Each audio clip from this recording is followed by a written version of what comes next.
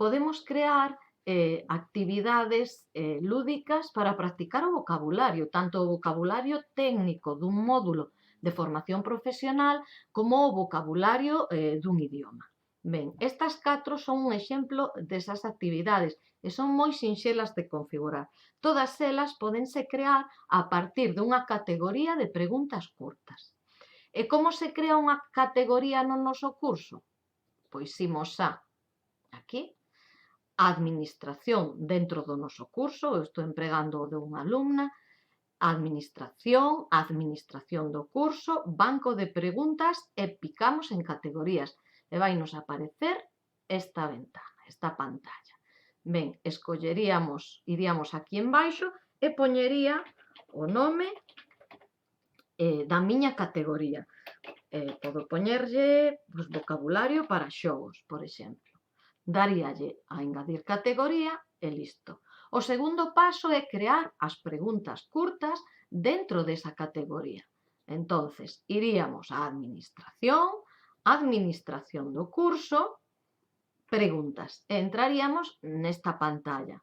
Aquí escolleríamos a categoría que vimos de crear e engadiríamos e premeríamos sobre crear unha pregunta nova. Escolleríamos a resposta curta e daríamoslle a engadir. Ben, na resposta curta é moi sinxela de configurar. O único que temos que facer é aquí poñer o nome da pregunta, que pode ser, por exemplo, o mesmo da resposta. Eu estiven facendo preguntas a partir duns exercicios que me pasou Natalia, unha alumna. Por exemplo, chameille a pregunta anión, son definicións de átomos dos que eu non teño nin idea. Como vedes, non estou escribindo. Se teño as respostas e as preguntas nun arquivo, con copiar e pegar funciona moi ben e non me leva nadiña. Vale?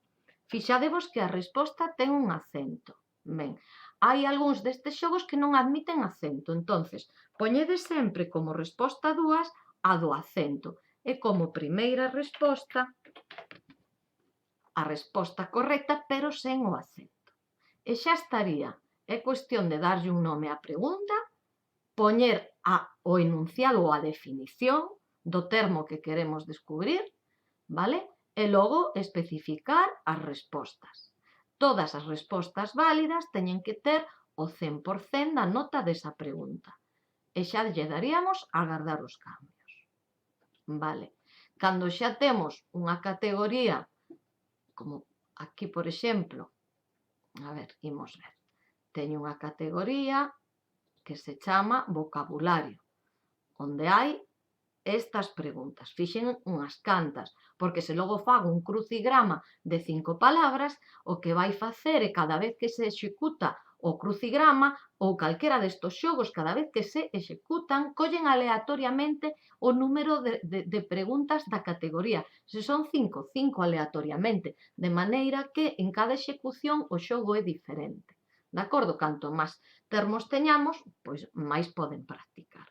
Ben, aconsello facer 2 categorías de vocabulario. As que teñen unha resposta dunha única palabra e as que teñen unha resposta formada por varias palabras. Por que? Porque hai xogos que non admiten respostas con varias palabras. De acordo? Veña, agora imos ver como é a configuración de cada un destes 4 xogos, que é moi semellante en todos os casos.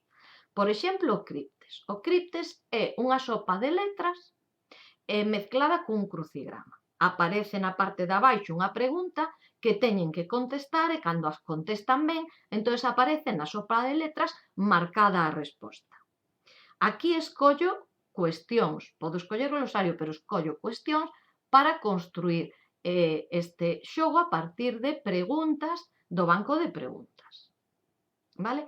E neste campo de aquí escollo a categoría de preguntas de onde vai a recoller esas preguntas curtas.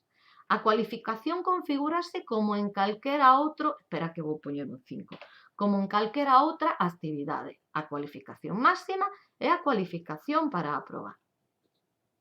Logo, todos estes xogos teñen unhas opcións. podo marcar o número de filas e de columnas que teña a sopa de letras, o número máximo de palabras a descubrir. Eu puxen 5, se admiten espacios ou non. Neste caso puxen non, pero este xogo admite os cambios, o número de intentos e o tempo que pasa antes de visualizar a resposta. Logo, se queremos poñer unha información de cabeceira e o pé do xogo, simplemente unha imaxe. E a configuración común do módulo, restricción de acceso, completado a actividade, é como calquera outra das actividades que estamos a facer, vale, no curso. Ao darlle a agardar e presentar, xa veredes o aspecto deste xogo. Deríamoslle a continuar o intento, porque primeiro aparece, e aquí está. Cada vez que lle dou a responder, teño que cubrir a resposta e se atino, que non ma sei e non vou contestar para non facer o ridículo, pois aparecería resaltada como aparece aquí resaltada o anión. De acordo? Ben, este é o criptes. E como é este calé? O xogo do crucigrama. Bueno, o xogo de crucigrama xa sabemos como é. Tamén poría o nome, poría a descripción, vale? Na descripción destes xogos é importante que expliquedes como se usan. De acordo?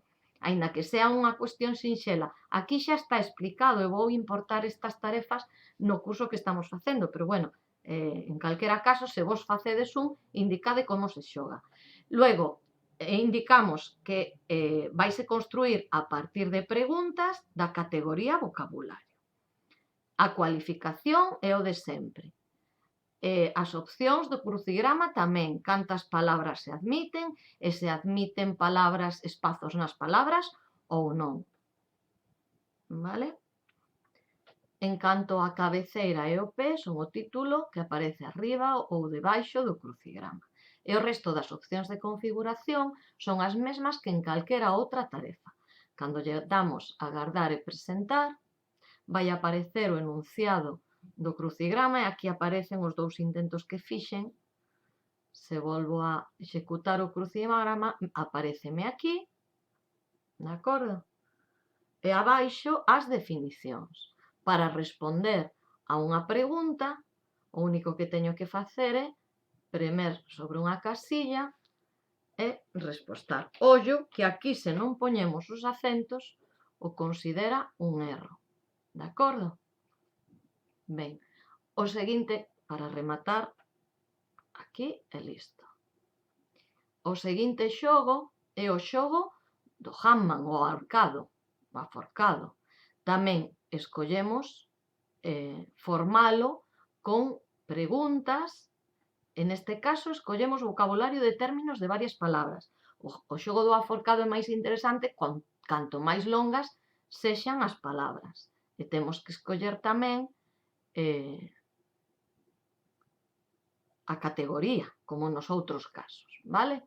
A cualificación é o de sempre, as opcións, se amosamos a primeira letra da palabra oculta a descubrir e se amosamos a última, se permitimos espazos en as palabras, que temos que decir que sí, porque nesa categoría tiñamos definicións de termos formadas por varias palabras, se permitimos símbolos nas palabras, que tamén que sí, e o número máximo de erros que se admiten antes de que aforquen o pobre moneco. De acordo? Se amosan as preguntas, que sí, para que teñan a oportunidade de, lendo a definición, atopar o concepto, vale? Se non terían que ir a cegas. De novo aparece a opción de cabeceira e pé, que é simplemente o título do xogo, e as opcións comúns do resto das tarefas. Se lle damos a agardar e presentar, é un xogo moi bonito este, porque o boneco é moi bonito, certo? Sempre me vai aparecer aquí os termos que aparecen nesa categoría e que non pode xogar con eles. Normalmente é cando teñen acentos ou cando teñen algún símbolo como guión, aínda que configuramos que admitirse símbolos non os admite. Nin os acentos, nin os guións. Por eso non recoñece este termo e non o vai a incluir dentro das categorías, pero mirade esta opción. Imos premendo as letras E se hai, enche. E se non hai, como no caso do W, vai engadindo o monequiño pois unha peza máis. O certo é que é simpático. E por último, bueno, aparecenos tamén a porcentaxe que levamos feita, vale? E cantos intentos nos quedan. E o último xogo é o xogo das serpes e a escaleira. Este xogo é parecido á oca, o que pasa é que en vez de ter a oca, pois ten serpes e escaleiras, vale?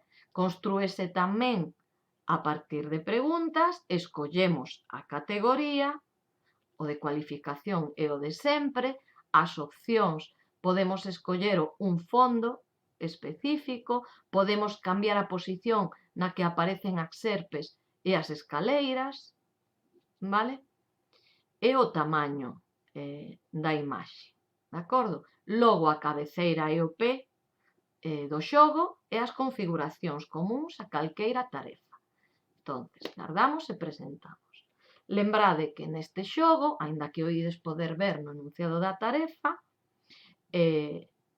cando acertas a pregunta, esta non ma sei, pero se acertase, esta estreliña avanzaría os pasos que dese o dado, vale? Se resulta que fallo, vou a poñer aquí, estou aquí no 27 na cabeza da serpe e fallo, caería para atrás. Pero se estou aquí na base da escaleira e acerto, vou hacia adiante. Vale? Como vedes, son xogos ben curiosos e que nos sirven para repasar vocabulario co alumnado. Veña, ánimo e atreverse con eles. Todas se configuran prácticamente igual e vailles facer ilusión ver algo así para estudiar. Ánimo.